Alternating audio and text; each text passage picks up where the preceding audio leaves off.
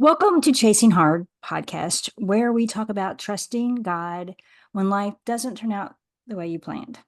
If you've been alive for any amount of time, then you have encountered at least one situation in your life that didn't turn out quite how you planned. It could be something monumental that changed everything, or it could be just some minor inconveniences. But whatever the case, things happen that don't go exactly how we envisioned or had planned, and sometimes things happen that we feel ill-equipped to handle. And so how do we fit those things into our relationship with Jesus? What do we do with those things um, that interrupt the normal flow of life? So we have a lot of conversations around that topic. And today I am excited to have my real live in-person friend, Sharon, on as a guest. Welcome, Sharon.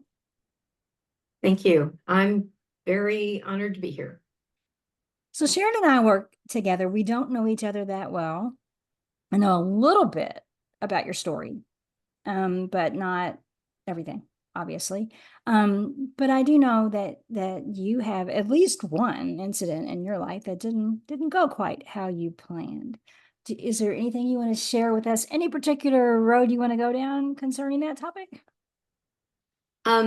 Given that the Lord has started me on a fresh path working again, with the widows, let's go with that one. Okay, let's do. Yeah. So I had the privilege of having a terrific second marriage. A year and a half into that marriage, the Lord drew us to Him, and my husband, knowing he would eventually come back to the Lord, knew that this was the day. I, on the other hand, had a distorted perception of once you sin, I thought I was doomed. And so somehow in growing up in church, I had missed the part where nothing can separate us from the love of God.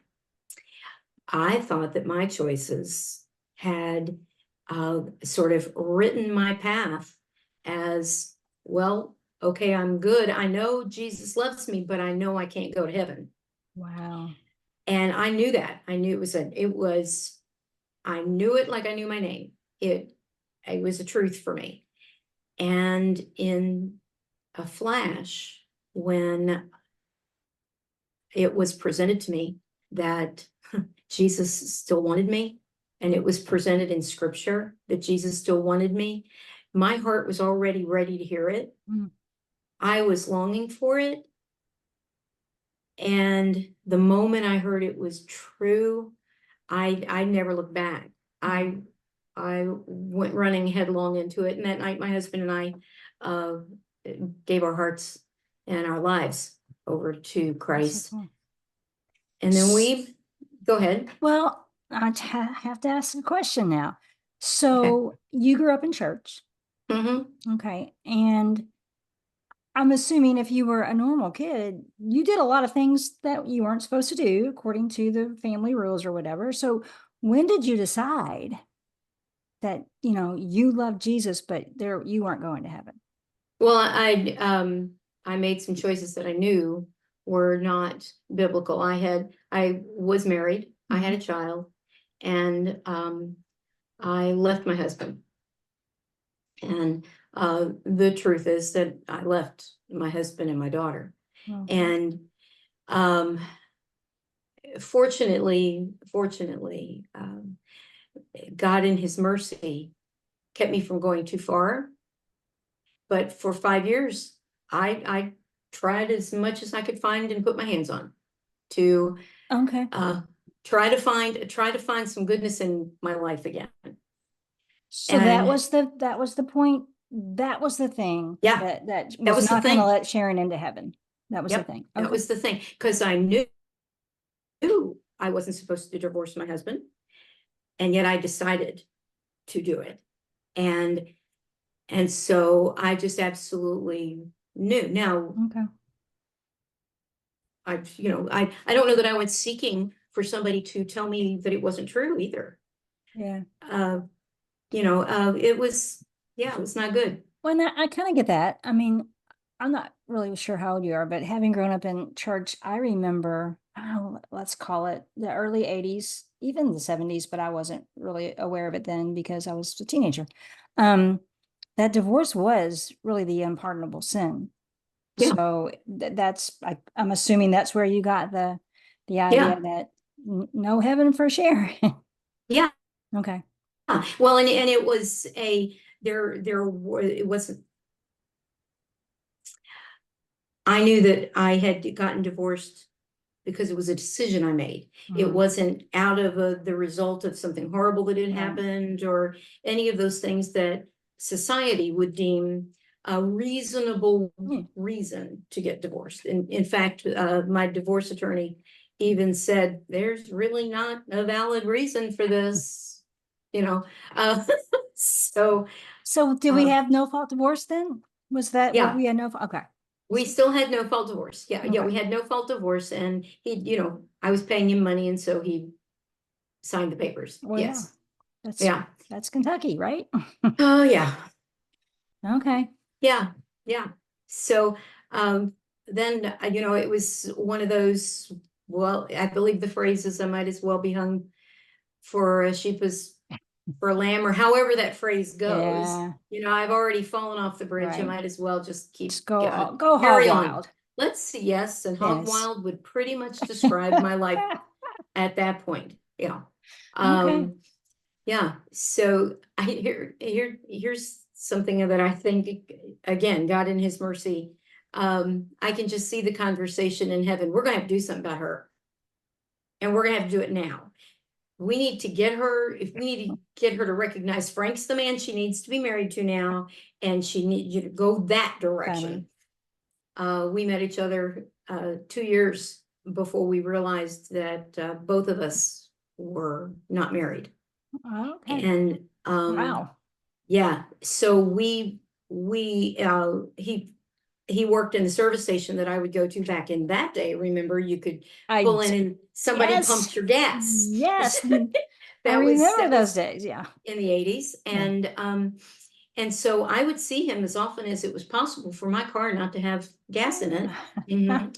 And then when I found out just because he was just a really nice guy, Mhm. but I didn't know that he was not married. Mm. He was just that kind of a guy. He never was, it wasn't, I believe the phrase is, he didn't come on to me in any way. Right, right. He just was nice. And so we we would have great conversations. We would talk, and then one day he says something about having taken his kids fishing, and the harder part was having to take them home afterward Mm. to their mom. And ding, and I said, I know the feeling very well Wow. when I have to return my daughter to her dad. And it was in that moment that we both knew. And then I couldn't help but find a bunch of things wrong with my car so that I could be there on a regular basis to have him do work on my car. Well, yeah. Um, That's I'm a funny. woman, I'm good at this. So, That's funny. and because he's a really nice guy, he wasn't going to ask me out. He didn't think what, I don't know. He didn't think I'd go out with him. Okay. And so I talked myself into him asking me out. And then from that moment on, we were a couple. And that was in early December, and in June we were married. Wow. Okay. Mhm. If you know, you know, I guess, right? Yeah, we knew. We Okay. knew. Now, did we have any counsel on how to do it well when you're bringing along a ton of baggage? No. But Mm. I was determined I was not going to divorce again, Okay. purely out of pride. Purely out of Wow. pride. Well, I Yeah. mean, hey, some determination is a good thing, Yeah. right? Yeah. So Yeah. you had a daughter. He had a few He kids. had he had two children, a Two. son and a daughter. Mhm. Okay. Yeah. But no one really lived with you both full time. Were they all there together at the same time? What did that look No, like? Okay. no. Well, yeah, his son lived with us for a few years. Mm-hmm. And then I got custody of Megan, and then she lived with us. So yes, Okay, we you had did the children. blended family. All right. And Uh-huh. how was that? How did that go? Was that good? Oh, oh, no, it's as hard as it sounds. It was as hard as it sounds. His son was 19 when we got married. Oh. And Megan was 8. Oh, Yeah. that's a big So, difference. Yeah. uh-huh. Yeah. And of course, Sean was he was on the road to moving out, Mm-hmm. 19.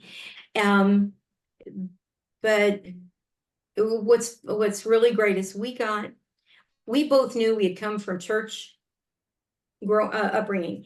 He had left the church because of church hurts. Mm. And so, but what he knew his Bible. He knew that even though he ran, he would have to come back. That's He good. knew he would have to return, and he knew that it would be a someday. Right. And he had told me that when we were dating. And I didn't know that. He said, I know there's a calling on my life. Well, I was pretty ignorant, and I thought the only calling there was to be a pastor.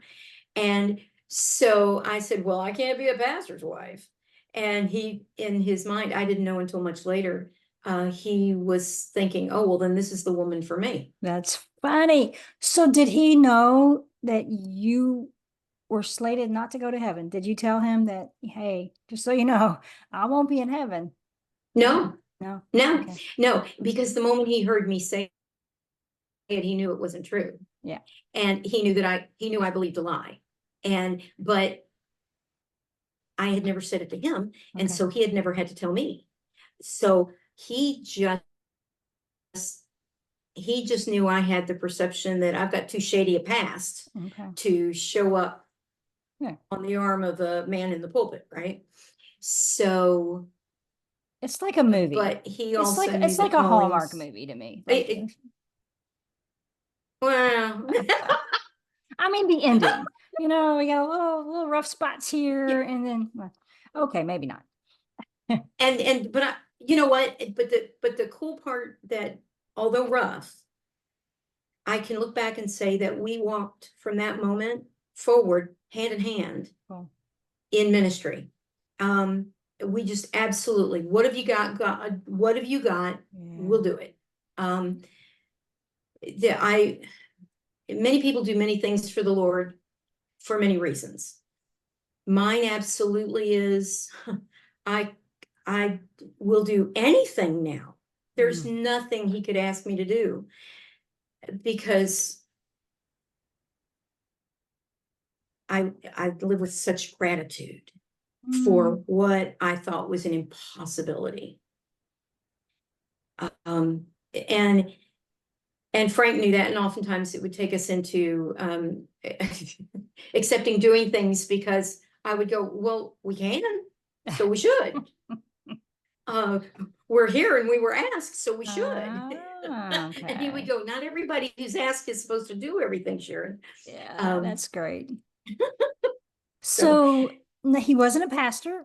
no, So, he did ministry in our church, okay. in the background. Oh, It was the stuff he very important. preferred. He did, he ran sound, he did graphic design. He helped our pastor publish books. He did the things that people wouldn't see, or Yeah. that wouldn't see him. So Mm-hmm. the people would not see him. And yet when he taught, it was with such wisdom Mm. and compassion and humility. But you could hear the authority of the word when he spoke. Mm. And he had no, he knew when the Holy Spirit was using him to speak, that it was absolutely solid. But if somebody said, hey, Frank, can you lead such and such? He'd go, oh, no, No. no, Don't be silly. Oh, That would be Sharon. If you want Sharon, somebody in the front, that will be Sharon. And yeah, I'll be back here and I'll run sound for that. right. Well, Frank Yeah. sounds like a really neat guy. You were a teacher? You are a retired teacher? Is that no? No, teaching, I was in children's ministry, Okay, teaching in children's ministry, and gotcha. did that for um there were times when I had to stop, so between 10 and 20 years. Oh, And then when I came to Southeast, I've had the privilege of doing second grade Sunday school that way. hmm. Yeah. Um, I I didn't love know it. that. Yeah. I love being able to work with kids Hmm. who just, when you teach kids, you learn so much from the word. It blows my mind. I was just having a conversation with somebody about that the other day. Mm, it's true. I mean, kids. Frank and I were married for I pause. was just going to say, kids will teach you a lot of things about yourself, like especially your own kids, that you really didn't want to learn. So yeah, Oh, thanks. I could see where that would, Yeah, yeah, there's that. Yeah, there's yes, that. yeah, And yeah, and mhm. yeah. We were married for 28 years. Frank and I were married for Oh, 28 years. And and for all of that time, it was hard. A lot of it was hard, and a lot of it was just challenging. And yet it was it was the best. It was the mm, best. It was the mm. best. I lost him in January of 2016. Oh, He wow. died suddenly, uh, instantly. He had an aneurysm. We were serving at that time in the Lord's kitchen, and he said, I've got a headache, and not just a headache, I have my head. And he said, you're gonna have to take Yeah. me to the hospital. And the last thing I would have expected to hear from Frank ever was, you need to take me to any kind of a medical whatever. Mm-hmm. So we're on our way out the door, and he said, no, you'll need to call an ambulance. So Wow. while I had 911 on the phone, he was right here, right in front of me. And I watched as he left, Wow. um, just in a moment. And having processed this a lot, Mm-hmm. uh, I think what a privilege for him to go that quickly, to not linger Yeah, from an let aneurysm. me just interject there because my aunt, actually my uncle, his wife had she suffered with migraines all of her life, and so she had this horrible headache all day long, and finally did end up in the ER. And then whatever happens to aneurysms that caused her to be in a coma. And so she was in a coma for not a whole week, I don't think, but they had to make, he and his daughters, one was just starting college, one was still in high school, had to make that decision. And I don't know if she had a living will or not, but I mean, she was not going to recover from that at all, not even probably going to wake up from that. And so if it could be a blessing to go that quickly, then yeah, what a blessing that was. I do choose to see it that way, um, that the Lord said, come on, Frank, and he left. Wow. And he just left. He didn't struggle that. He didn't, it was, and then he was gone. And Wow. we had a conversation, and I use this pretty often. We had a conversation. If I go to heaven, if I die, don't you dare pray me back. Yeah. Don't try to get anybody involved to pray me back. I'm Yeah. already where I want to be. Yeah. So if anything, you're just going to have to adjust the fact that I'm gone. Yeah. And because we had conversations like that, Hmm. um, because we were in a public place at the time, they had to take him to the Uh-huh. hospital in order to declare him. And when the chaplain came to tell me that indeed he was gone, in that moment, literally in that moment, I bowed my head and I said, Lord, show me how to see this. I gotta say, that's probably the most significant thing I have ever done that made the next path doable. Doable. Yeah. Because I'm pretty sure, even though, you had heard him say that and you knew where he was going and it made it doable, you had a lot of things to go through. I mean, just because we're humans, he was your Yeah. person and he was gone Yeah. so suddenly. And yeah, we mourn the loss of people that we love. I do a lot of funerals. I attend a lot of funerals Okay. because that's part Yeah. of my job. And so one of the Bob Russell does a lot of services. And one thing he says almost consistently in every funeral is, if you ask this person, if you gave them the opportunity to come back, they wouldn't. And sometimes while he's saying that, I'm thinking, I don't know if that's the right thing to say to these people who are mourning, but it's the right thing to say to these people who are mourning because that it's truth. And I think the truth is the thing. Again, the truth is the thing. And Yeah. it's the thing I could hold on to. Yeah. That is where that was our whole goal, is still mine. Mm-hmm. I tell you what's so specific, and I know that all the widows I've ever spoken with would say our life was on a trajectory and suddenly it stopped. Mm. Unfortunately, my heart continued on that trajectory. Mm. My heart still felt married. My heart still, well, quite honestly, I mean, I've been widowed now for 8.5 years.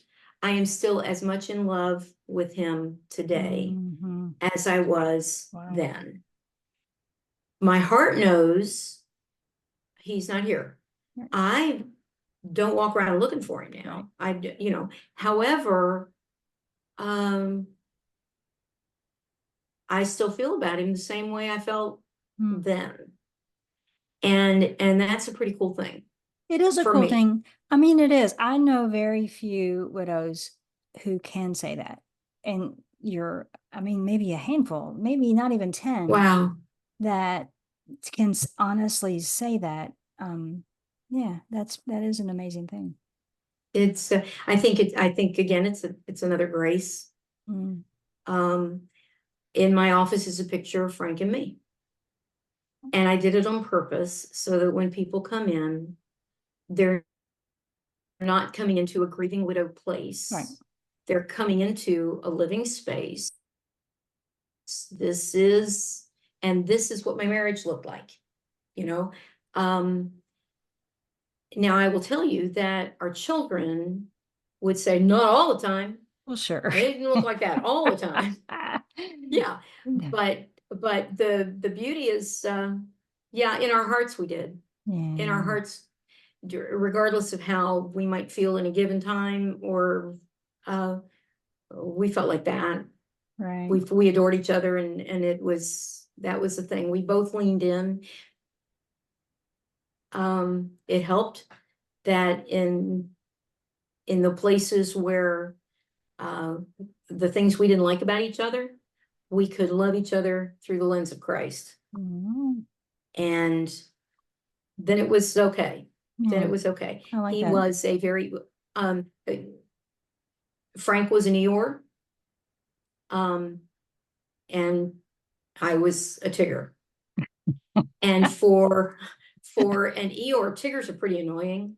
And and all Tiggers want to do is get Eeyore on the game. Yeah. Yeah. So it can be yeah. So we poked Okay. at each other a lot in that I'm way. sure. I mean, it Mhm. seems like that happens a lot in marriage. That's what attracts you initially, that polar opposite thing. And then that's what annoys you after, you've lived with that for a while. So Isn't that the truth? Isn't that absolute? yeah. Yes. Funny how that works, right? So I Yeah. want to, before we run out of time, I want to Yeah. know, because did you ever, I mean, I don't know a lot about your story, but from what I gathered, you really didn't have any desire to work with widows. Nope, So nope. how are you doing that? What happened? How'd you get here? How did that come about? Yeah. I no, because there's not a widow on the planet who goes, oh, sign me up for that club. Right. So, but we all, we have the privilege of going to a church where talking about being in a group and finding your crew. Mm-hmm. The reality is these are the people who are going to help you, right? Right. I already had a crew. I didn't need to go looking for other people to be, and I sure as the world didn't want to be around a whole bunch of people that were exactly in the same boat I was in. Sure. So that's where I was. The irony of that was I enjoy serving. I enjoy ministry. I really enjoy one-on-one ministry with someone who's hurting deeply. I enjoy, is that the right word? You follow what I'm saying? Yes, I do. I've, It yeah, brings you joy. it does. I get it. It makes, I know I'm doing what I'm supposed to be Yes. doing Yes. when that's going on. Yeah. And, I was just finishing uh, a volunteer situation there at the church. Mm-hmm. And Charlene, who is the go-to person at the chapel in the woods, Mm-hmm. knows me. And she stopped me in the hall and she said, wait a minute. Oh, you've been by her twice this week. Can you come here? I want to talk to you about something. And so we go in Murphy's office and we're talking, and she begins to lay out the concept of someone who would take over, helping the leaders who take over coordinating widow ministry. And I'm listening to this and I'm thinking, man, that really sounds good. Wow, that sounds good. And then I'm a little slow sometimes. It suddenly dawned on me she was talking to me about me. And I said, oh my goodness. Oh my goodness. And then I just laughed. I said, God, you are funny. Oh, you are funny. Oh, the irony. The woman who resisted being in a widow's group is now going to be the go-to person. Yeah. Yeah. You know? And another interesting dynamic there is it's a pretty small team that you're on. Yes. There was already a widow there with a totally different situation than you, a young widow. Stephanie, how old? In her 30s? Yeah. Like, yeah. Late 30s. Yeah. Yeah. Yeah. So how she crazy is that? Yeah. And she was widowed, and it wasn't even her. She was strictly doing administrative work. Right. And yet God used her in that. She hasn't even come up to the first anniversary. I know. And God used that to help her aching heart to when people would call in and wanting to minister to her, Right. and she'd be ministering to them. Right. Oh, I'm sure. So did you initially say, yes, that's me, I'm in? Or was there some resistance? How long did it take you to say, okay, this is Oh really no, I knew it was me. Okay. I knew you knew it was you. it was Immediately me. There wasn't said, any question about it. And immediately I said, if of course the things at Southeast they go through layers, right? Right. And oh yeah. Yeah. And so I thought, well, Lord, if this is you, you'll make it work. But I knew it was me. Cool. I knew it was me, and that I have been administrative in the past, but I knew in this season in my life, administration was not my strength. My strength is sitting with people, hearing their stories, helping them walk through their stories, working with hurting people is where I'm drawn now. And the first thing I was told in the interview was, this is not an admin position. Understand that. This is a people to people position. Yeah. And I just went, Lord have mercy, you are so good that he simply orchestrated it. I didn't go after it. I was invited. That's a rare thing, and what an honor. It was. Yeah, that's exactly it. Yeah. Well, I want to give you a little bit of a chance, and you said a lot. You said a lot of things that are meaningful, I'm sure have touched women's hearts who have gone through losing a spouse, whether unexpectedly or even after an illness. Like it's hard no matter what. Not that I've experienced that personally, but I've lost loved ones. It's never easy.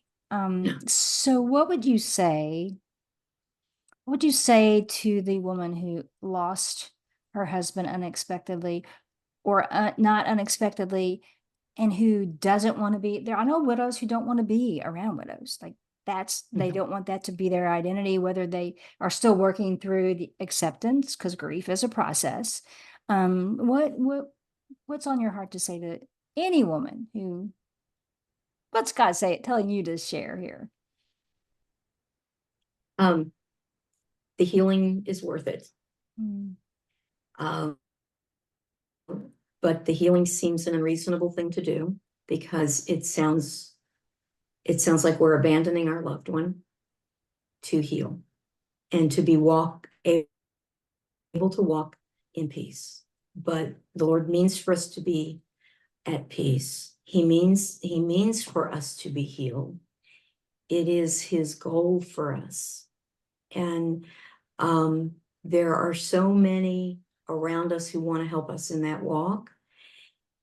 Lean in as much as it's possible when it's possible. And then lean back out when it's just impossible, because he's still there in that spot too.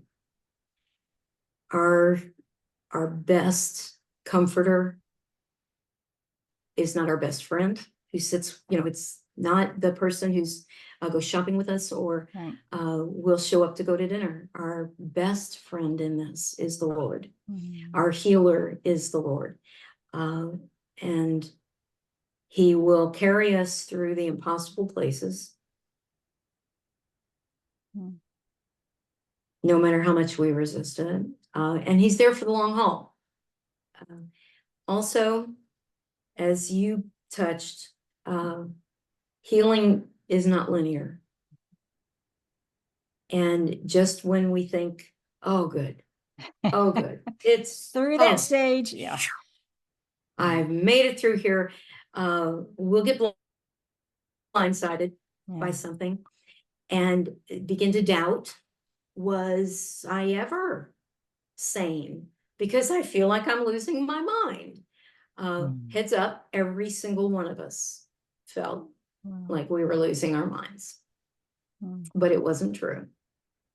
Yeah.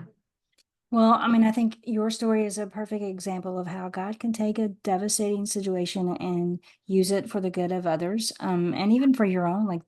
You've probably grown in ways you never really wanted to, but I'm sure you have anyway.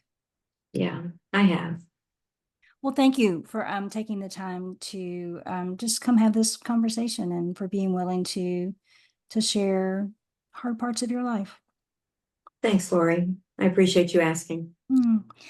Thank you for joining us here on the podcast. I will be back next week. I hope you are too.